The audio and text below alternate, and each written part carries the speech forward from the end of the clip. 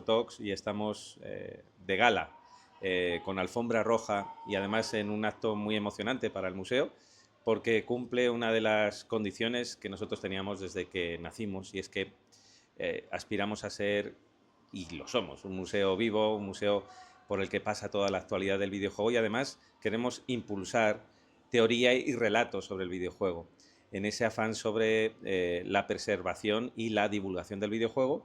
Pues tenemos hoy la presentación de un libro dentro de nuestra línea editorial Oxo y Héroes de Papel, que es Los Últimos Game Center. Es nuestro segundo libro porque el primero se publicó y sigue estando a la venta en nuestra tienda con motivo de los 40 años de Dynamic, la primera gran empresa de videojuegos en España, planta y exposición en la que nos encontramos hoy y que además está subvencionada por el Ministerio de Cultura. Estamos con el autor de Los Últimos Game Center, Víctor Alonso. Muy buenas. Muy buenas, muchísimas gracias por invitarme a esta oportunidad y la coedición del libro, por supuesto. Es un placer, ya te digo, porque es uno de esos proyectos que está destinado a tener potencia en un proyecto como este, como el de Oxo, ¿no? Es una mirada a la cultura japonesa, en concreto a los Game Center, que tiene unas diferencias más que notables, ¿no?, a los arcades, a los recreativos que algunos hemos vivido aquí en España y que además se han cerrado prácticamente todos, se han reinventado de otra manera. Podemos hablar ahora del modelo de arcade o de recreativo, pero en Japón han seguido existiendo y Víctor, con esa mirada analítica y apasionada, ahora me cuentas un poco, nos cuentas sobre tu pasión sobre los arcades japoneses, pues ha querido con su cámara dejar testimonio y decir, esto son los Game Center. Y es casi un mensaje al futuro, porque muchos de los Game Center que aparecen en el libro o han cerrado o están destinados a cerrarse, ¿no? Y es como The Last Dance, ¿no?, el último baile. Quiero disfrutar de los Game Center y quiero dejar testimonio de esto a nuestro público. ¿Cuándo empezó en ti la pasión por los Game Center y cómo surge esa idea de decir, ostras, voy a hacer una exposición, un libro fotográfico para dejar huella, testimonio de lo que es esto? Bueno, pues es muy interesante la pregunta, ¿no? Yo como aficionado y apasionado de Japón y de toda la cultura japonesa, llevo viajando a Japón principalmente por motivos fotográficos desde 2015. De manera anual, todos los años, pues he ido a Japón y sucedió que en 2020, pues lógicamente llega la pandemia y no pude viajar a Japón. Y entonces dije, bueno, como no puedo viajar a Japón, pues me traigo Japón a casa y adquirí una máquina recreativa, una Astro City en este caso, una máquina japonesa. Me picó mucho la curiosidad a Cada través vez de... están más valoradas, Cada las vez están Astro más City. caras, además, sí, sí, sí, sí. Me picó mucho la curiosidad, sobre todo después de ver una serie de Netflix maravillosa que se llama High Score Girl, donde juegan en máquinas Astro City, también Aero City. Y entonces, bueno, pues disfruté de ese año de encerramiento, digamos, restaurando la máquina, empezando a aprender sobre pues, electrónica básica, placas originales, sistemas de emulación y demás, pero en mí se generó un chip, una duda, ¿no? Y era como, me estoy comprando yo máquinas de estas en Japón, y digo máquinas porque me compré varias al final, amigos míos también. Si estoy comprando yo en España una máquina de estas es porque por alguna razón se están vendiendo en Japón, y si se están vendiendo en Japón es porque están cerrando los centros recreativos que yo ya había visto en los viajes de 2015 en adelante, pero que yo ya había oído rumorcillo que económicamente, debido a la pandemia, debido al no relevo generacional, al alto coste de la luz, a los altos costes de mantenimiento y a lo poco atractivo que es para la gente ir a los game centers, pues estaban cerrando. Y entonces dije, esto tengo que documentarlo. Digamos, el Víctor más investigador y más periodista apareció y digo, tengo que ir a Japón lo antes posible, pero literal, con una cuenta atrás, porque están cerrando los game centers a una velocidad altísima. De hecho, durante los 3 años de cierre de Japón al extranjero, que no abrieron hasta enero de 2023, salió un artículo que a mí me dejó totalmente baldado y fue que Sega, la compañía que todos conocemos, vende el 100% de su sección de arcades. Es decir, Sega tenía los arcades más grandes de todo Japón. Los Sega Police, los Sega Joy Police, los Sega Centers, en Akihabara estaba lleno. Vende todo eso a una empresa llamada Jigo, que es una empresa de UFO catchers, de máquinas de gancho. Obviamente mucho más rentables que una partida de 100 yen, ¿no?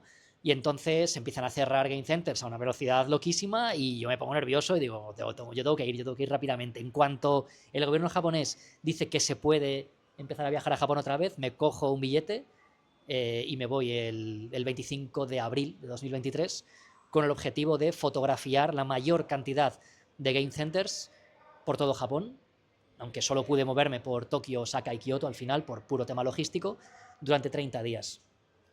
Es la primera vez que voy, a diferencia de otros proyectos fotográficos. Yo como fotógrafo siempre he hecho un proyecto fotográfico que se ha convertido en exposición y en algunos casos se ha convertido en un libro, en un fotolibro. Esta vez es al revés, es la primera vez que voy con un proyecto de libro, que ya lo había pactado previamente con Héroes de Papel y con el Museo Osho a posteriori. Y entonces, claro, para mí era un poco también estresante y un poco tenía la duda de si podía llegar en un mes a viajar por todos estos game centers, a fotografiarlos y poder hacer un libro, porque al final un libro, pues entre pitos y flautas, qué menos que 100 y pico páginas, ¿no? Y bueno, el cuarto día yo ya llamé al editor, a Ricardo, y le dije, oye Ricardo, que esto se hace. O sea, llevo ya visitado 6 game centers, tengo una lista enorme, puse un tweet, de hecho, y me ayudó muchísima gente con direcciones, con nombres, con contactos, dueños de game centers, super players, gente que me abrió totalmente sus puertas en 2023, y gracias a ellos pude fotografiar 25 game centers y conceptualizar un libro de 280 páginas que pesa 1,5 kilos. Así que eso es un poco la razón por la que me puse rápidamente con la mecha. Que no está de más. Antes un off topic, porque yo tengo la mente así cuando has dicho lo de Sega, claro, lo da una empresa de UFO Catchers, que eso fue lo que patentó Sega en sus inicios. Fue una de las primeras máquinas de Sega recreativas, patentó el sistema este de coger o no coger un peluche, llevarlo. Eso empezó haciendo Sega estas cosas, porque tiene una tradición, igual que Nintendo tiene una tradición juguetera, Sega tiene una tradición muy loca con este tipo, y ha sido la reina de los arcades y los game center. Total. Sega y Taito, los grandes reyes de los años finales de los 80 y 90 en Japón. Bueno, lo que era Akihabara. Ahora mismo en Akihabara quedan 2 game centers solamente, que están aquí en el libro, pero antiguamente en Akihabara había decenas de game centers. Bueno, si veis el libro, pues son fotos donde no hay una intención estética. No hay un encuadre que digas, quiero reflejar estéticamente. Yo creo que hay una intención fotoperiodística de decir, esto es lo que hay. ¡Pum! Sin editar, poco editar, es decir, esto es lo que yo veo. Pero, ¿qué es lo que te encuentras tú? O sea, un extranjero que va a los game centers, además te están viendo con una cámara, te preguntarían mucho. Tú tienes más o menos control del japonés, ¿no? Sí, hablo un poquito en japonés. ¿Y qué te decían? Cuando tú entrabas, bueno, tú pedías permiso, por supuesto. Sí, flipaban, la verdad. Para ellos era una cosa bastante rara, sobre todo si el game center era pequeñito y de estos decadentes que no va mucha gente, pues alucinaban que una persona extranjera, claramente occidental, fuera a hacer fotos con una cámara pequeñita como la que he llevado y encima luego invirtiera varias horas en jugar, porque a mí lo que más me ha gustado casi de este proyecto era que me he pegado unas viciadas enormes, he conocido a Super Players, he jugado muchísimo a Super Street Fighter 2 Turbo, un juego que me gusta mucho aquí jugar en España, pero allí es otro juego, otro deporte, o sea, la gente allí son ultra pros. O sea, esto es un proyecto tapadera. Sí, tú en realidad tú querías jugar juegos. Sí, básicamente sí, seamos sinceros, sí. Entonces, bueno, en algunos casos... Bueno, algunos para seguir jugando videojuegos nos hemos inventado ese director cultural o llevar un programa de videojuegos. Efectivamente. Empieza, dice, ¿cómo justifico que sigo jugando? Pues claro, así. sí. Entonces, bueno, una de las cosas que más personas me preguntan es un poco lo que has comentado tú, ¿no? Es decir, así, en peras y manzanas, ¿por qué las fotos no son bonitas? A ver, no es que no sean bonitas, es que los sitios no son bonitos. Los game centers que quedan allí son sitios totalmente noventeros que se han quedado encapsulados en el tiempo y que tienen esa estética quiche, feísta, que a mí me parece muy atractiva. En japonés existe una expresión que me encantó cuando me la explicaron, una palabra que se dice shibui. Shibui es muy difícil de traducir, pero básicamente es la belleza de algo o de alguien que no pretende serlo, pero que en su propia naturaleza está. Buah, es muy difícil, ¿no? Ese tipo de conceptos japoneses que dices, vale, es una persona que es peculiar, que es bella, pero tampoco se viste para ser bella. Es decir, los game centers son totalmente shibui. No han puesto luces de neón, no han puesto cosas guays, molonas, instagrameables. Parte, por cierto, de la razón de su fracaso y de su picado hacia abajo es eso también, ¿no? Que no se han reconvertido a lo que ahora mismo turísticamente podría ser atractivo para un turista occidental, que es ir a un sitio que parezca Stranger Things en los años 80, ¿no? Entonces, toda esa estética retrofuturista que nos hemos inventado... En esa época, por lo menos en España, no se jugaba al Dragon's Lair. No, claro que no. Costaba 100 pesetas en vez de 25. Exacto. Y que yo sepa, No, no, no, no, no sé para si nada. es lo recreativo de Valladolid, No, no, no, para nada, para nada, para nada. pero bueno, siempre queda mejor, Sí, ¿eh? sí, sí, Queda sí, sí, guay. sí, sí, sí. Bueno, Entonces, bueno, por eso yo fotografié la realidad, es decir, las fotos están muy poco tocadas, están muy poco procesadas. Yo también quería salir un poco, yo me dedico a la publicidad y quería salir de la belleza estética que había hecho en Tokyo Nights, por ejemplo, que es mi libro anterior, que cada página pues te la puedes imprimir y es un póster y te lo pones en tu habitación y o dices, qué fondo de guay. pantalla. Claro, aquí es como, uff, para comprarme una fotografía de los últimos Game Center tienes que ser un verdadero fan de los últimos Game Center porque te vas a llevar una fotografía llena de cables, con gente ahí jugando, señores mayores, salaryman saliendo del trabajo con una bolsa ahí, una gestión de pósters caótica totalmente, gestión de botones muy caótica. Entonces yo me encontré con un negocio, con un conjunto de negocios en pura decadencia, pero con un sabor, con un, no sé cómo decir, con un rollo muy guay, la verdad, que de hecho a posteriori luego yo en mi casa y en casa de amigos he intentado ayudar a transformar en un game center un poco más real las man caves que se monta ahora la gente, ¿no? Que están llenas de neones y demás tal cual, y cuando lo han visto este libro dicen, uy, a lo mejor lo he occidentalizado mucho, me gustaría hacerlo más verdaderamente japonés. Pues en este libro tenéis 25 game centers que son verdaderamente japoneses y son como estaban en los años 90, tal cual. Es que es una cosa muy curiosa que además afecta a un sentimiento a la hora de ellos afrontar el videojuego que se transmite. O sea, yo he tenido el privilegio de poder conversar, por ejemplo, con Shigeru Miyamoto o Fumito Ueda, y cuando le hablas de, oye, eh, tus juegos están en un museo. En este momento no existía Oxo, ¿no? Pero que están en... Y no consideran que el videojuego sea arte, ni ellos se consideran artistas. Consideran que es un objeto de entretenimiento, o sea, no sé si es funcionalidad la palabra o humildad, pero no se sienten cómodos con que nosotros en Europa veamos y admiremos a ese nivel artístico los juegos que se hacen. Es como los mangakas, hay un documental buenísimo sobre cómo trabajaba Osamu Tezuka, no sé si lo has visto, Sí, sí, sí, sí, sí. que da lástima. O sea, estás viéndole Las comer condiciones. literalmente mientras está dibujando, dormir en el lugar de trabajo, todo esto que llaman ahora el crunch, digo, tú tenías que haber visto trabajar, o sea, un sentimiento del trabajo o del deber del trabajo antes que el aspecto creativo, artístico, estas cosas que en Europa nos llevan tanto.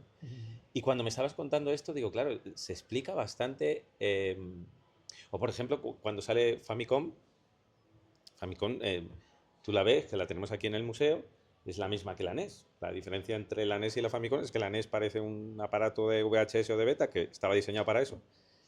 Pero funcionalmente el diseño de la Famicom es un juguete con los mandos escamoteables que se pone ahí y diciendo esto es lo que es. No vamos a jugar a ser como cuando os vendimos la consola en Estados Unidos, a jugar a ser una cosa de lo que no somos.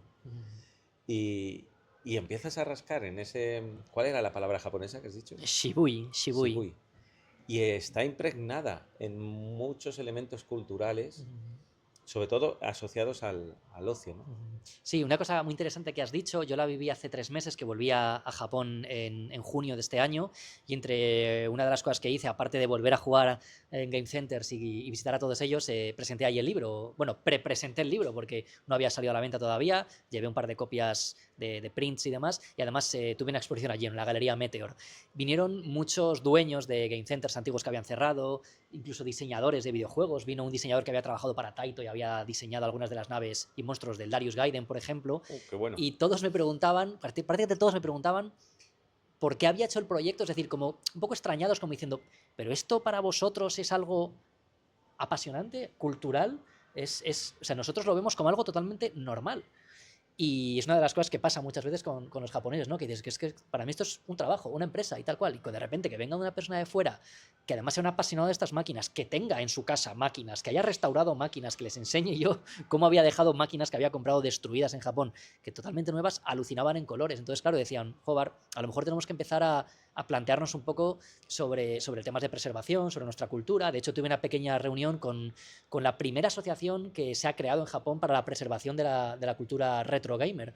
el Institute of Gaming Culture Conservation, y ya les vi a ellos con ganas de... Bueno, ellos me ayudaron muchísimo en el proyecto el año pasado, mandaron notas de prensa, me hicieron una entrevista y todo, una pasada, se volcaron muchísimo, pero ya se les veía con ganas de, oye, tenemos que documentar estas historias, tenemos que hacer una página web que hable de los game centers que había en Tokio, de los dueños, de A, B, C, D, y es una maravilla, la verdad, pero muchos de ellos lo siguen viendo como algo normalizado. Tengo una anécdota muy bonita, y es que entre las personas que vinieron a la exposición vino un trabajador de media jornada, de part-time, de los años 90, del 91 así, de un game center que se llamaba Carrot.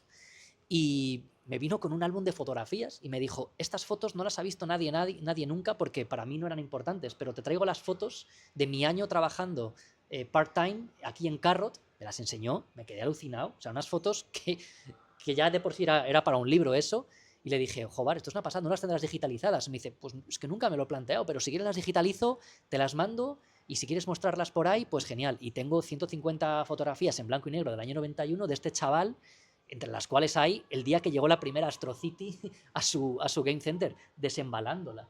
Y es una maravilla. Entonces, claro, el chico como que dice, es que he querido venir a conocerte, a enseñarte esto, porque nunca me planteé que esto podría ser interesante. Y como ese hay cientos de personas en Tokio y en Japón que tienen historias preciosas. Pero bueno, que también es un guiño, una idea, es una fascinación compartida. Es decir, es igual que cuando los japoneses vienen aquí y les fascina la guitarra española, el flamenco, o cosas que tenemos normalizadas aquí, digo, pues es que tenemos maravillas, ¿no? Y pasa eso, ¿no? La fascinación por lo extraño, y que cada uno lo vive de una manera. Pues uno no le da tanta importancia, pero choca como, y más hablando de un museo, dices, ostras, que no sientan... Lo que pasa es que lo que hay que reflexionar después es que el hecho de que uno no se sienta que lo que hace es arte o es importante, no significa que no lo sea. Claro, claro, sí. Esto es como si un japonés viene a España y hace un proyecto de los últimos bares de patatas bravas. Claro. Así, tal cual. Pero es el símil para ellos. O sea, es que yo no me planteo hacer unas fotos de los últimos bares de patatas bravas en España, y si cierran, van cerrando y parece que no te... Y luego de repente dices, hostia, ha venido un japonés y hace un proyecto de esto, ¿no?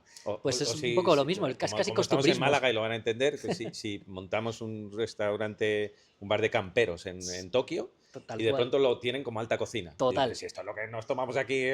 Tal cual. No, y la salsa, no, si esto es alioli. Sí. Pero, total. claro, es el Es choque el símbolo. cultural. Pero por eso nos gusta mucho esta mirada, de verdad. Es un libro que tiene mucho cariño, mucho respeto. O sea, Sí. precisamente el hecho de no hacer un trabajo de decir, voy a hacer el encuadre mejor, voy a hacer la postproducción, voy a encuadrar de tal manera, responde al hecho de que quieres ser respetuoso con lo que estás viendo. Y que quieres ser respetuoso con una parte de la historia que nosotros, desgraciadamente, hemos perdido, pero que en Japón estaba normalizado y ahora empieza a perderse. Sí, y muy rápido, por desgracia. ¿Cuál crees tú que están siendo los motivos, ¿no? Porque, digamos, en España había mucho público en los arcades que jugaban o jugábamos a cosas que uno no podía disfrutar en casa, ¿vale? Pero eso en Japón no es así. Yo siempre he defendido que el videojuego es un acto social, y nosotros íbamos no tanto a jugar, sino a ver jugar y a compartir un hobby común, que eran los videojuegos. Me encontrabas con gente y decir, ostras, me siento bien porque estamos todos compartiendo lo mismo, ¿no? Pero es verdad que eso hizo mucho daño en España. El empezar a aparecer consolas de nueva generación en que tú pudieses jugar al mismo arcade en casa, pues la gente con esa funcionalidad empezó a dejar de ir. Pero en Japón no. En Japón se tiene normalizado, pero ha habido otros elementos, ¿no? que han influido, diferentes a los de Europa-España, ¿no? Sí, vamos a decir que en Occidente, o en el caso de España, todo el mundo habla de cuando aparece Dreamcast en España, los salones recreativos dicen, ¿qué estamos haciendo? Si la gente puede jugar al Crazy Taxi en su casa, mucho más barato que aquí, y las veces que sean y demás, más luego la aparición online, PlayStation 2, etcétera. Sega, o sea, la estrategia de Sega ahí fue como, o sea, se estaba disparando también en el Se pie. pegó un tiro en su... Porque dices, ¿cómo compito con Nintendo? Pues les digo que nuestras arcades, el Altered Beast, todos los juegos que nosotros tenemos en arcades los puedes jugar en casa. Una estrategia de marketing tremenda. Pero claro, si estás apostando al mismo tiempo por la consola, te estabas cargando en Occidente, claro, el mercado que tú ya tenías en arcades. Efectivamente.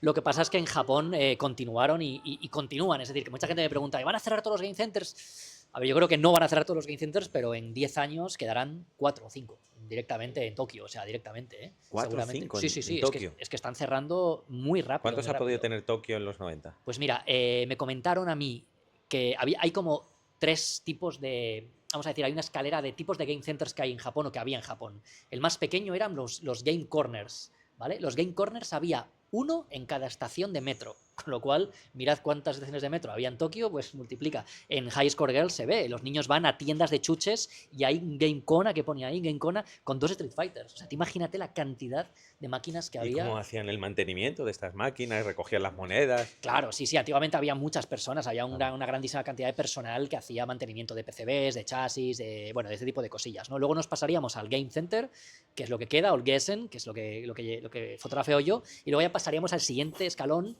que todavía quedan muchos de esos y seguirán funcionando, que son los Amusement Park, que son un poco casi como centros de atracciones ya casi, ¿no? Con VR, con cosas de Gundam, con los Luigi's Mansion, estos gigantescos, ¿vale? Yo esos no los considero Game Centers y por eso no los he fotografiado, porque implica que ha habido ahí una actualización tecnológica que obedece a los nuevos gustos, especialmente de la gente joven, ¿vale? Pero los Game Centers, me preguntas por qué se están cerrando. Bueno, la razón obviamente es económica.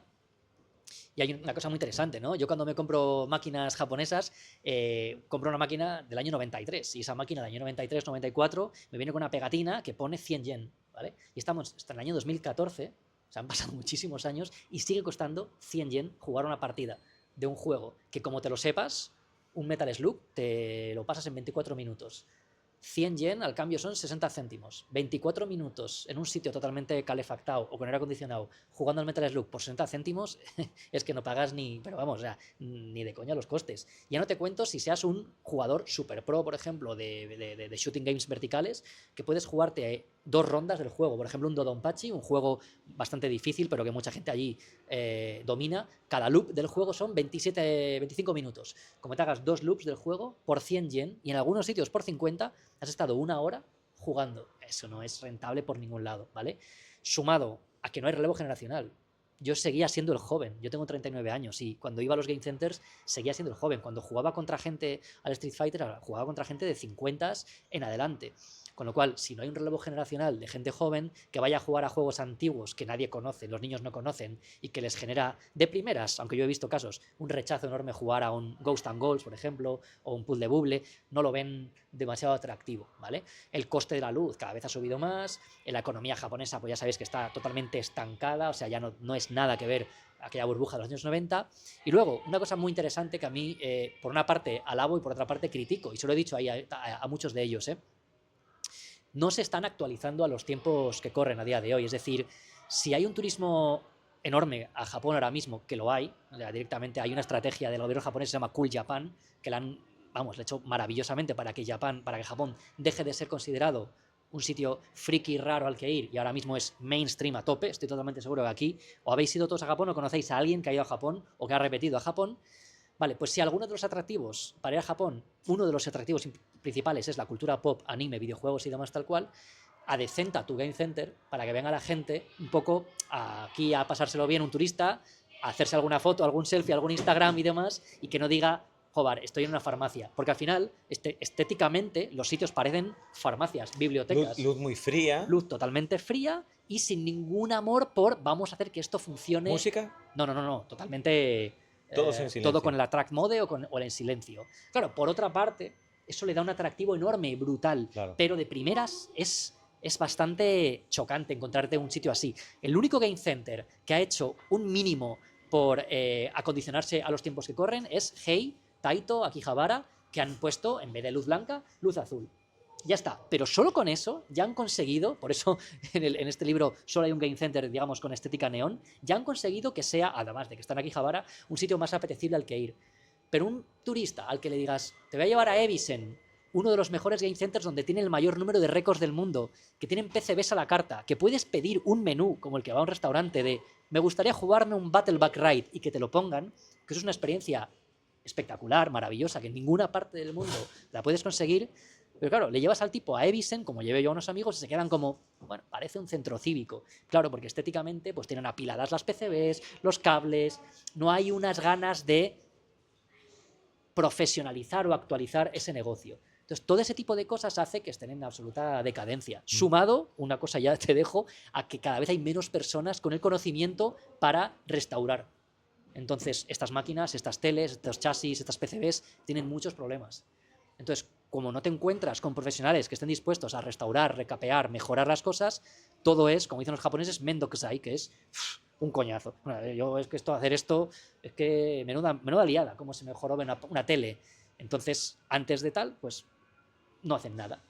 Entonces supongo que te has encontrado con gente muy quemada o ya un poco resignada a decir, bueno, es el trabajo, ya no tengo otro sitio al que ir, pero también te has encontrado con alguien realmente apasionado, que te haya sentido identificado, decir, y que lo está intentando y que te cuenta con mucha pasión y mucho tiempo los entresijos de su local. De hecho, tengo una anécdota muy buena de los dos casos, ¿vale? Yo intentaba hablar, cuando se podía en inglés y cuando no en japonés un poquitito, sobre... intentaba hablar con los dueños de los game centers, ¿vale? Para preguntarles un poquitito acerca de que podíamos sacar un poco de información sobre ellos, ¿vale? Y me interesaba mucho lo que es el negocio familiar, ¿vale? Es decir, saber si una persona joven, entre comillas, podía llegar a llevar el game center después de que su padre o su abuelo, lo que fuera, se jubilara, porque lo habitual es encontrarte a señores mayores que llevan los game centers, y hablo de señores mayores en algunos casos de 80 años, ¿vale? Entonces os voy a poner dos casos que están en el libro. Uno es Royal Osaka y otro es YY en Fujimidai, Tokio, ¿vale? Royal Osaka actualmente está regentado por el hijo del dueño, es decir, que hablamos de un game center que está abierto desde que el abuelo en Osaka lo montó en el año, creo que 40. El abuelo se jubiló, dejó al hijo, el hijo se jubiló y llamó a su hijo, que vivía en Estados Unidos, con su familia y todo el rollo, para decirle, hijo, voy a cerrar el game center. Y el hijo, con ese honor japonés y también con esas ganas de continuar con el negocio, dijo, lo dejo todo y nos vamos para allá. Y se ha ido con su mujer y sus dos hijos a regentar Royal Osaka, un game center que está funcionando con, bueno, relativamente bien. O sea, él no se quejaba de cosas, bueno, complejas, ¿no? de la tecnología, porque él desconocía el mundo y oeste, pero es muy bonito. Es decir, él quería continuar con el negocio familiar. Esa es una historia muy bonita. Por otro lado, tengo la misma historia en Fujimidai, pero al revés. Fujimidai actualmente sigue regentado por el dueño original, que tiene 75 años. Por cierto, es una de las personas que hizo uno de los primeros torneos de Street Fighter del mundo. Ese dueño tiene 75 años, es un señor maravilloso, y su hijo, es ingeniero y demás tal cual, le echa una mano y va de vez en cuando ahí, casi en su tiempo libre. Pero él me dijo hace 3 meses, siempre que vengas a Japón, aprovecha a venir a YY porque le queda poco. Y le dije, bueno, le queda poco a tu padre, pero tú, y me dice, yo no voy a llevar el negocio. Claro, hay mucha gente que dice, pues no me interesa llevar este negocio. Con lo cual, si no hay relevo generacional en el desarrollo del negocio, ese game center, pasado mañana, cierra por completo. Entonces él me decía, aprovecha que mientras esté mi padre por aquí, yo voy a echarle una mano, pero en cuanto mi padre diga cierro, yo cierro. Entonces, pues llega esto como una suerte de mirada a esos oficios que pueden ser perdidos o que se van a perder con el tiempo, pues como el campanero que daba la campana se sustituye por un mecanismo electrónico, o los calculistas que hacían y luego aparece la calculadora. Y desgraciadamente, pues no sé si hay un modelo de autogestión, es decir, que no esté la persona... Ojo que en su momento, por ejemplo, en España, cuando uno estaba en recreativo, estaba el prescriptor. O sea, es decir, te recomendaba, no ha jugado a este chaval. Y dices, esa es buena, tal. Y había también un rollo de, oye, el tendero prescriptor que conoce bien la máquina, que sufre mucho si ve que le pegas un golpe, pero que te dice, esta te va a gustar, porque ya te va conociendo, ¿no? Claro, claro, y eso mola muchísimo y lo sigues viendo, de hecho, en Japón y en los nuevos proyectos empresariales que hay aquí en Occidente. Yo pienso, mira, da la casualidad de que mientras Japón estaba cerrado, yo viajé a Estados Unidos y por Europa y demás, por otros proyectos fotográficos, pero aproveché para visitar, como los llamo yo, los nuevos game centers, porque es muy curioso, ¿no? Cuando se cierran los game centers en Japón, todas esas máquinas antiguamente se destruían. Ahora los occidentales estamos comprándolas, pero las compramos en masa, además. Y los occidentales, especialmente americanos, europeos y franceses, estamos montando nuevos centros recreativos con un modelo de negocio distinto. Y hablo de modelo de negocio porque la gente necesita sacar un negocio de esto. Y prácticamente todos lo que hacen es montar un restaurante o montar un bar o Free Play, por ejemplo. Bueno, de hecho Free Play es una cadena de game centers en Texas que conocí, cuyo modelo de negocio es tú pagas por entrar 15 euros, tienes todos los juegos en Free Play, es decir, no tienes que echar moneditas.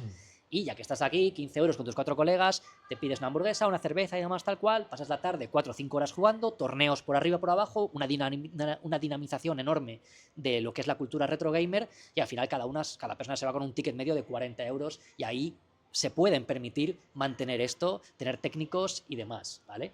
O gente, en España también hay bastantes ejemplos, mismamente Arcade Planet, que tiene una entrada y demás tal cual. Yo creo que el futuro para los japoneses es mirar a Occidente ya, como quien dice, ya o dentro de 5 años. Están cambiando algunas cosas. Por ejemplo, como os comentaba, yo juego mucho a Super Street Fighter 2 Turbo y allí puedes llegar a perder mucho dinero. Digo perder si no eres muy bueno, claro, en mi caso perdí mucho dinero porque cada vez que pierdes tienes que echar 100 yen. Y jugando contra un japonés puedes llegar a perder, bueno, yo en mi caso invertí 15 euros en 5 minutos, ¿vale? O sea, en 5 minutos me destrozaron pues no sé cuántas partidas, a lo mejor 20, ¿no? O 30 partidas. Vale, ellos son conscientes de eso, es decir, son conscientes de que no pueden estar exigiendo a un jugador que se gaste 40-50 euros al día en jugar torneos de Super Street Fighter 2 Turbo. Entonces han puesto en común 5 game centers de Tokio para que cada día de la semana, desde las 7 de la tarde hasta las 12 de la noche, tú pagas 1000 yen, creo, por hora, aproximadamente, que son como 6 euros por hora, y puedes jugar todas las veces que te dé la gana, perder o ganar todas las veces que te dé la gana, y también, joder, que económicamente sea factible, porque si no, el que es muy bueno, con echar 100 yen ya ha echado la tarde. Entonces, los lunes quedan en un sitio, de hecho está en el libro, los martes en otro, miércoles en otro, jueves en otro, viernes en otro, y ves a una comunidad súper estable, por cierto, de aficionados y jugadores profesionales de Super Street Fighter 2 Turbo, que van a cada uno de esos sitios pagando una especie de tarifa plana. Es que es por ahí por donde hay que ir. Porque si no, a la gente, si le haces pagar por crédito, o son súper buenos jugadores, o a un niño ahora mismo le das 500 yen y se los ventila en 15 segundos jugando al Final Fight. Y hablo de 15 segundos de reloj, totalmente. Entonces, el modelo de negocio para que eso funcione y vuelva a haber salones recreativos, arcades y demás tal cual, es un modelo de, como que dice, como de suscripción o de entrada, como si vas al cine. Pagas 7 euros, la película dura 2 horas, pues genial, no vas pagando cada 10 minutos, vas echando para que continúe la película. Y eso los japoneses lo tienen que hacer, porque si no... Claro. ¿Y cómo de importante es el high score local? O sea, tú Buah, poner enorme. En Japón, tus enorme. iniciales ahí. En Japón, enorme. De hecho, hay piques entre los game centers, entre ellos. Me he quedado alucinado. Es un submundo que yo desconocía. A mí ahora me ha dado por jugar mucho a juegos de naves. Mucho, mucho, mucho. Y bueno, yo con pasármelo con un crédito ya es como... ¡fua! Me doy con un canto de los dientes. Pero allí es como pasártelo con ¿Cuántas veces? ¿No? Claro, allí como pasártelo con crédito es obvio, ¿no? En plan de ya, yo ya sé que te lo vas con un crédito, pero ¿cuál es tu high score? Y claro, hay unos high scores enormes, enormes. Yo de hecho conocí ahí el año pasado no, este año, hace 3 meses, al que tiene el récord 2 del Mushihime-sama Futari, un juego que me encanta de Cabe, y le vi jugando y dije, pero esta persona, ¿cómo está jugando así? Claro, se sabe tanto el juego. En el momento en el que le quitaron una vida, solo una vida, y te dan 3 vidas en el juego, le quitaron una vida y el tío se levantó como diciendo, ya está perdida la pantalla, o sea, no puedo seguir jugando porque no voy a conseguir el récord que yo quiero. Dejar tus iniciales, dejar tu nombre, hacer demostraciones. De hecho, en Evisen, uno de los sitios que están ahí los nombres de los grandes jugadores de Tetris Grandmaster Challenge, de Dodonpachi, de Smiles, y está fotografiado y mola mucho. Eso es súper importante. Ellos ya son buenos, o sea, se entiende que se pasan el juego con un crédito. Ahora luchan por el verdadero high score. Bueno, pues sobrevivir con tarifa plana, campeonatos. Entonces, el otro día estuve yo viendo, era de Street Fighter 3. Algunos de los candidatos llevan su propio stick, su propio mando, y lo conectan al arcade. Y eso es muy polémico, muy polémico. Claro, porque dices, ostras, hay algunos que juegan con el stick original y otros que meten el puerto por debajo del arcade y juegan con su stick apoyado en la... Claro. Es que, a ver, bueno, has visto cosas de Street Fighter 3, intuyo, porque Claro, es su el 25 3, aniversario ese 3, sí. y este año el Evo, muy bien hecho, ha decidido pues homenajearlo y ha hecho un super torneo de Street Fighter 3 Third Strike que ha ganado un japonés Super Showman y bueno, ha hecho que el Street Fighter 3 ahora mismo sea el Street Fighter retro más jugado en el mundo. De hecho, si entráis a Fightcade ahora mismo tenéis cientos de personas jugando, ¿vale? ¿Qué pasa? Que lógicamente tienes que adaptarte a los nuevos tiempos, ¿no? Y hay muchos nuevos jugadores. Hablamos de gente joven que no ha tocado una Candy Cabinet en su vida. Entonces se han tenido que adaptar y permitir que cada persona venga con su joystick o con su pad. Claro, hay gente que va con Hitbox, por ejemplo, que está... Bueno, hay mucha polémica sobre la Hitbox porque puedes hacer movimientos de carga muy rápido. Hay gente que va con joysticks ligeramente tuneados, con restrictores y demás. Pero bueno, esto pasa como con el deporte. Es decir, hay una serie de normas que tienes que cumplir, ¿no?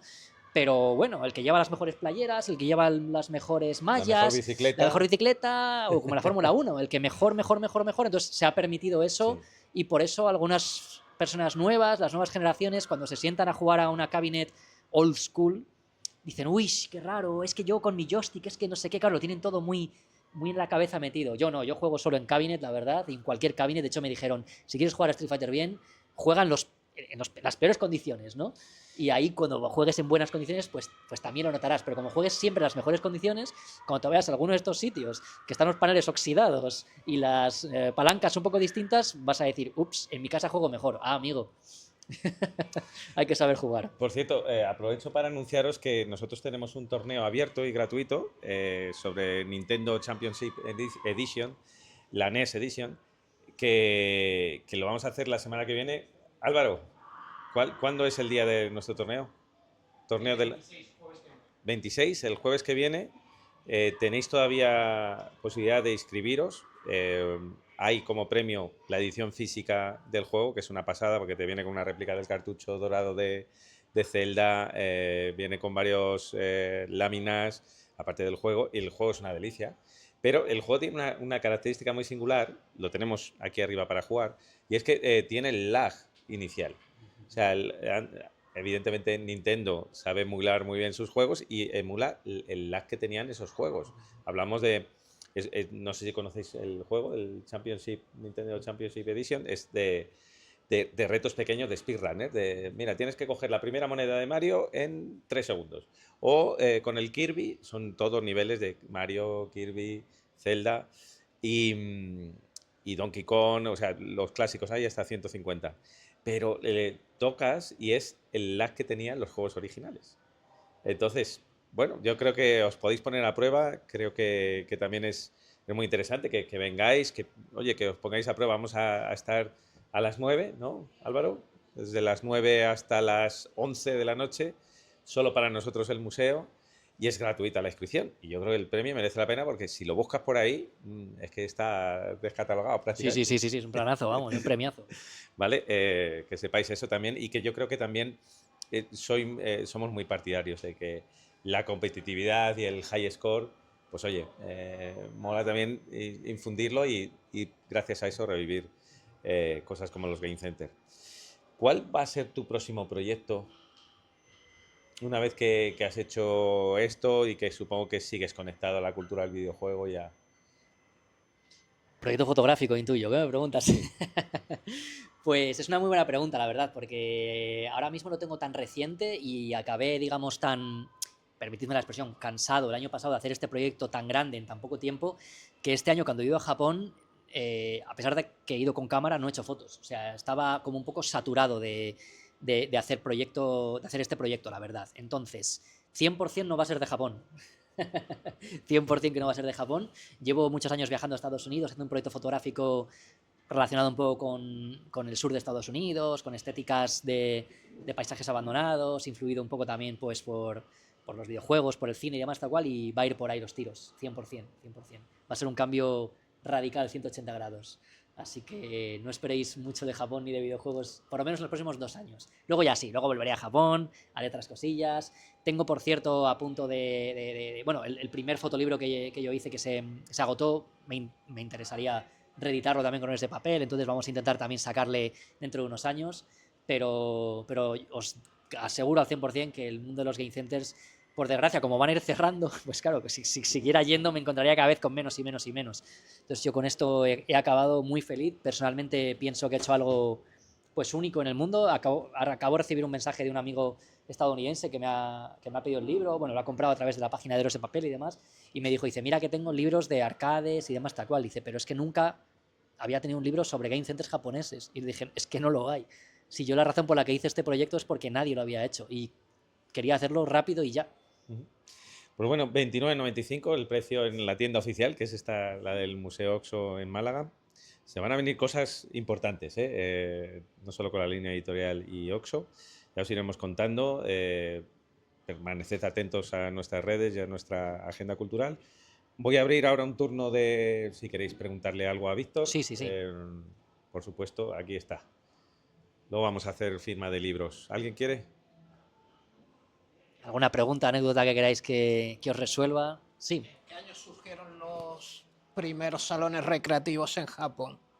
Pues yo creo que surgieron los primeros salones recreativos en Japón, que yo sepa, así en plan en serio, con la aparición de Space Invaders. Por lo que me estuvieron comentando allí, Space Invaders de Taito debió ser, bueno, la mina de oro, ¿no? La fiebre del oro allí. Y también antes había, en bares sobre todo, había muchas máquinas cóctel que se llaman, que son literalmente mesas para tomar cócteles, y había juegos ahí y demás. Y Space Invaders comenzó estando ahí. Pero por lo que me dijeron allí, de hecho, una anécdota curiosa que tengo, le pregunté a uno de los dueños de los Game Centers, ¿cuándo empezó la decadencia de los Game Centers? Me dijo, después de Space Invaders. Es decir, desde entonces todo fue para abajo. O sea, imagínate la de dinero que hicieron con Space Invaders, que se llenaban, como hablábamos antes, los cubos de monedas, que se petaba en cuestión de horas. Era lleno, lleno, lleno. Pero si no me equivoco, no tengo estudiado ni documentado el primer Game Center de la historia, pero seguramente haría por ahí, años 78, por ahí aproximadamente. No sé si tú tienes algo de información que puedas No, aportar. hombre, yo creo que hay ejemplos previos de máquinas, lo que hablábamos Sí, antes, del sí, sí. UFO Catcher. Hay que recordar que pues, Nintendo ya llevaba liando los años 40, 50, ya estaban, pero que aparecían en ciertos, pero como Game Center, así como entendemos, y yo creo que sería por ahí. Sí, sí, sí, sí, sí. ¿Tenéis alguna pregunta más?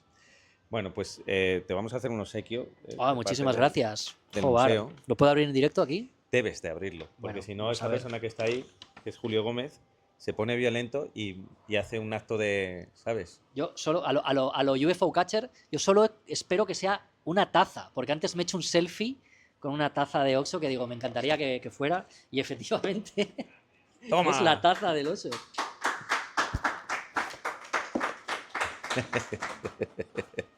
Joder, es que Eso solo tiene a gente importante, el ¿eh? destino. Me he hecho un selfie ahí y digo, va, me encantaría tenerla.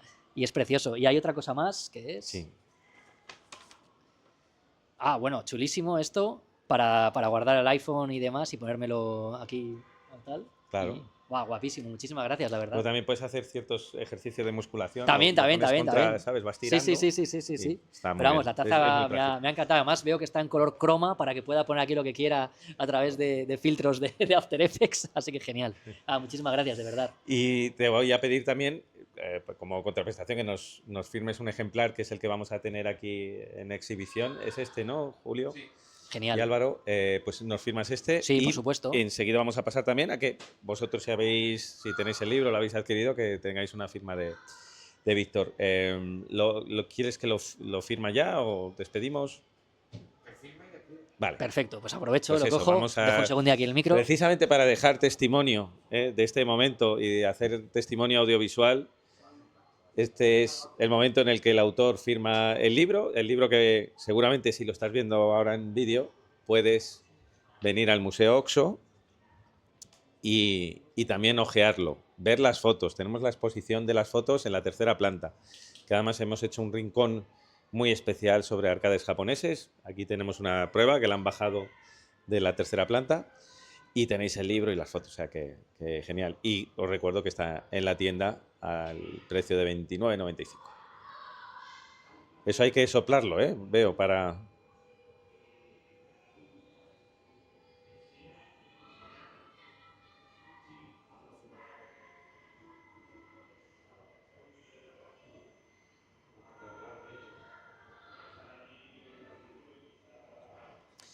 Pues aquí para la posteridad, la firma de Víctor Alonso del libro de Oxo y Héroes de Papel, Los Últimos Game Center. Ha sido un placer, gracias por esta asistencia y deciros que vamos a seguir, si nos seguís en redes, vamos a seguir activando la agenda cultural en breve y vamos a tener noticias en breve. La semana que viene, os recuerdo, torneo gratuito de Nintendo Championship NES Edition con el premio para el mejor de la edición física. Y podéis probarlo gratis, va a ser a partir de las 9, es el jueves 26 de septiembre. Muchas gracias a Julio Gómez, Álvaro García Daza, y un placer, y muchas gracias a todos. Hasta la próxima. Gracias. Chao.